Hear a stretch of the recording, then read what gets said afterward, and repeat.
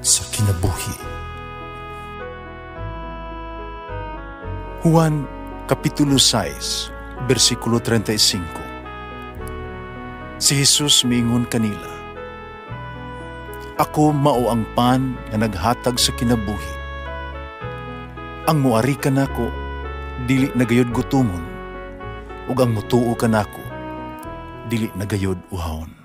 Ang mga Pan sa kinabuhi.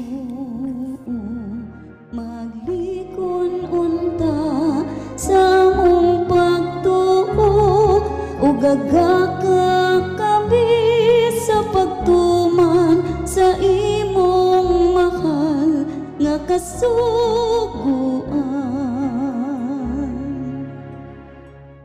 Ang Ginoo man kaninyo, ang Santos ng Ebanghelyo sumala ni San Lucas. May mga Saduceo nga biduol kang Hesus. Kini sila mao ang nag-ingon nga mga patay dili gyud mabanhaw. Nangutana sila kaniya, magtutudlo. Nagsulat si Moises ning ining balaod alang kanato. Kano sa katawo mamatay, o may asawa nga nahibilin, pero walay anak, ay igsuon ni adtong tawhana, kinahanglan mga asawa sa byuda, o mga anak sila alang sa namatay. May 7 ka nagsuong lalaki. Ang kamagulangan na minyo namatay nga walay anak. Unya ikaduha nigsuon ng asawa sa byuda, ingon man sa ikatulo, hatol nga ang 7 ka nagsuon nakapag-asawa sa babae nga matay silang tanan nga walay anak. Sa katapusan, ang babae maunay namatay. Karon, sa adlaw nga banahaw na ang mga patay, kinsa man siyang asawa, na silang tanan nagkapangasawa man kaniya. Si Jesus mitubag kanila, ang mga lalaki at babae ning panahuna nagminyo anay. Apan ang mga lalaki at babae nga angay banahawon ug nagkinabuhi sa umabot nga panahon, dili na magminyo ay. Sama na sa mga anghel nga dili na mga matay.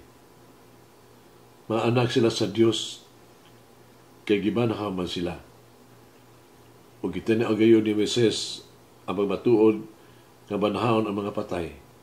Sa bahin nga nagsaysay may tungod sa sampinit nga nagdilaab, nagkisgot siya may tungod sa Ginoo nga mao ang Dios ni Abraham, Dios ni Jacob, Dios ni Isaac. Kini pasabot nga siya mao ang Dios sa mga buhi ug dili sa mga patay, kay alang kaniya ang tanan buhi. Pipila sa mga nagtutudlo sa balaod miingon, mayong magkatubag magtutudlo o wala na sila mangahas papangutana kang Hesus. Ang Ebanghelyo sa Ginoo. Pasalamati ang Ginoo kay siya maayo, ang iyang gugma mulungtad hangtod sa kahangturan. Pasalamati ang Diyos sa tanang mga Diyos, ang iyang gugma malungtaron. Pasalamati ang Ginoo sa mga Ginoo, ang iyang gugma balungtaron.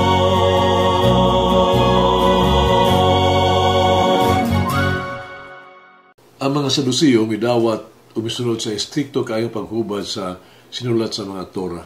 Kaya ang Torah mo na gitawag itong Biblia alang kanila. Ug tungod kay wala may pahisgos pagkabanhaw sa Torah, wala sila manginhanglan, wala sila mutuo na ay pagkabanhaw. Dili sa Ebanghelyo karon, ang mga Saduceo nagrepresentar og usa ka problema, no? Kung adunay bay pagkabanhaw, ang ilang pangutana mao, aging pabiti kini kang Hesus, kang kinsa mang asawa ang mga babae sa pagkabanhawon niya, kung saan nato pagsabot ang tubag ni Jesus. Una, ang pangutana sa mga Saduceo nga gipahinabo sa sayop nga pagsabot gyud sa kaminyoon. Ituloy ni Jesus nga ilang sayop nga pagsabot sa kaminyoon. Ang kaminyoon gitukod alang sa pagpadayon sa kaliwatan sa tao. Para kinabuhing dayon, ang mga tao dili na mamatay sa diya sila kinabuhing dayon.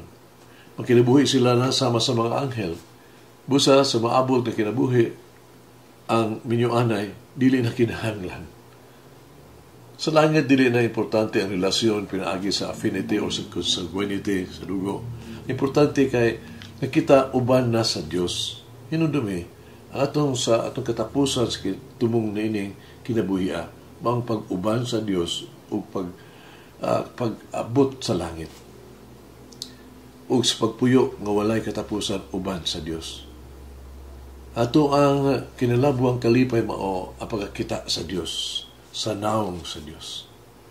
Atong dakong tinguha mao ang pagabilin uban sa Dios hangtod sa kahanturan. Kinuha ang kinabuhi uman sa pagkabanhaw, di na usa ka pagpadayon sa itong kinabuhi ni yutan-on kinabuhi. Ang pagkabanhaw dili bahin sa duha sa ato ang yutan-on o lang kinabuhi o sa langit. Di kina extension. Adunay pagbago sa estado. Kita muadto sa usa ka mas bulahan nga kahimtang nga mao aron nga maghimong sama sa mga anghel. Si Jesus nagpasalig kanato. Ang kita adunay usa ka butang nga ipaabot di ka niining yutan-on kinabuhi. Dunay langit. Usag gusto sa atong Dios na kita magkauban kaniya. Usa ito ikasulti bahin sa pagkabanhaw. Pagkabanhaw mao ang kinatumyan, no? Nga tumong sa tuang yutan-on kinabuhi. Kini ang kahulugan sa tuang yutan-on kinabuhi.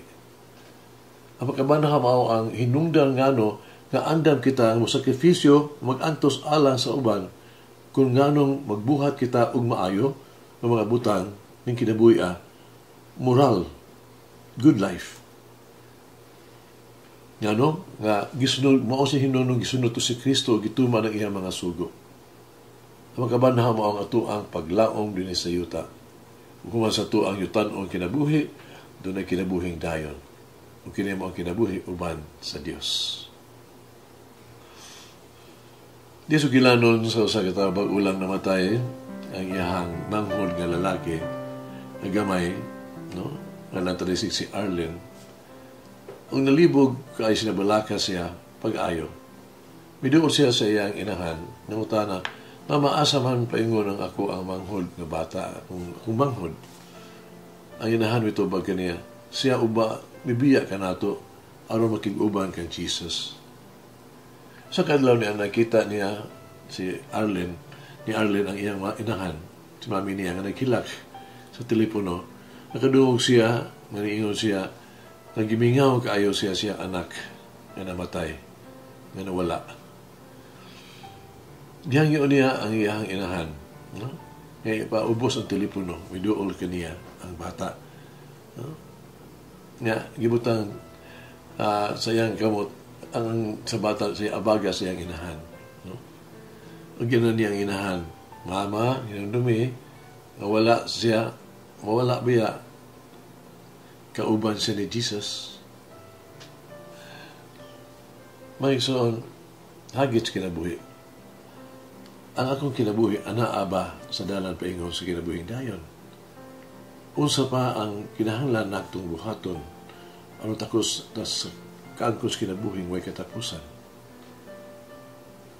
Nagampo kita. Ang mahigugmaon nga Dios, maluluyon nga amahan. Ikaw tinubdan sa kinabuhi. Ikaw tinubdan sa tanan. Isip usa ka pilgrim ining kalibutana.